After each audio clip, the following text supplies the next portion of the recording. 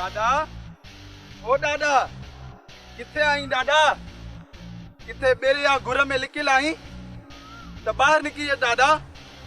अरे हेडे अचो मां हेडे अबा हेडे। अरे हेडे जल्दी अच मुझा पोया पसात। घबराए न दादा, हाणे मां अची वयो आं। ओबा मानी आंदी अथई, ये मानी आंदी अथई त ठीक आहे त मुझा पोया पसात बुख ते। आंदी आ मानी दादा, आंदी आ। किथे आ पुट मानी? दादा, ब मानियूं लिकाए खीसे में हिते पहुतो आहियां।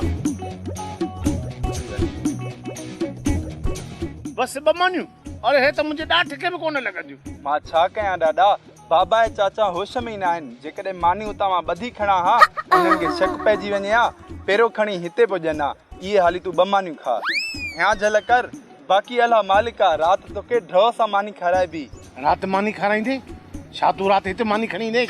मां हिते कोन ईंदुसि दादा, पर तूं घर अचिजा। न बा न, घर अचण जी ॻाल्हि न कर।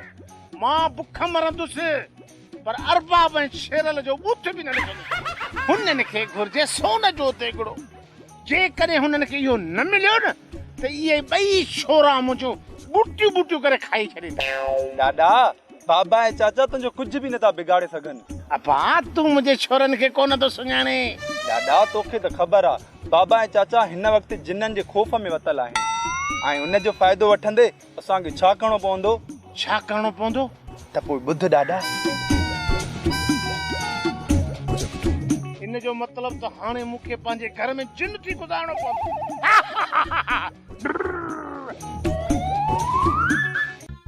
हाणे त ख़ुशि आहीं न पुट रही मां? हा दादा, मां त ख़ुशि आहियां, पर तो लाइ परेशान आहियां।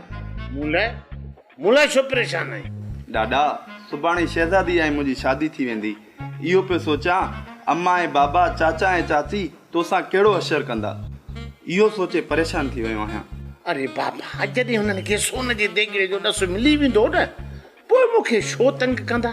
सच में दादा, सोन जो देगिड़ो बाबा ऐं चाचा खे मिलंदो? पुट, तूं पंहिंजी शादीअ जी ख़ुशी मल्हाए, तूं इन में परेशान न थी। मां ॼाणा, अरबाब ॼाणे, शेरल ॼाणे, उन जूं मायूं ॼाणे, असां हिक ॿिए खे संभाले वेंदासीं। तूं परेशान न थी। दादा, अम्मा ऐं चाची कॾहिं बि हिकु न थियनि हा। मुंहिंजी ऐं शहज़ादी शादी लाइ कॾहिं बि राज़ी न थियनि हा। सोन जे देगिड़े ते इहो ज़िद छॾियो अथऊं। पोइ सोच, जेकॾहिं इहो सोन जो देगिड़ो हुननि खे न मिलियो, पोइ तोसां हशर कहिड़ो थींदो?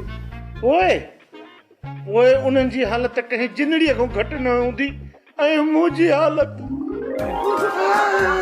ये हैं दादाजी, ये देखो दादाजी का इसने लड़कियों ने क्या हशर किया है। ये हशर बहुत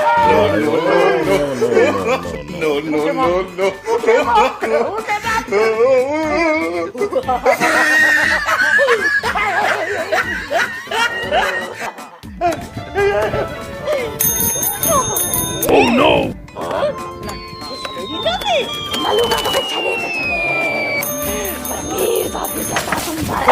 Oh no!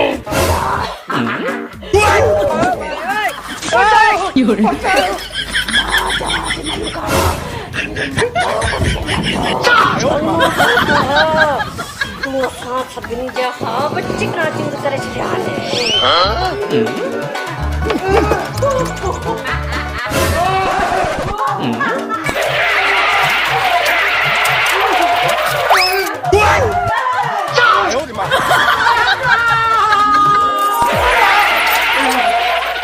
Oh no!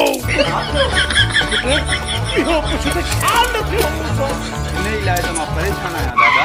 मालिक भलाई कंदो। Oh no! सुभाणे असांजो निकाह थींदो, पोइ असांखे कहिड़ो ख़ौफ़? जेसीं ताईं तुंहिंजो निकाह न थींदो न, तेसीं ताईं मूंखे ख़ौफ़ रहंदो।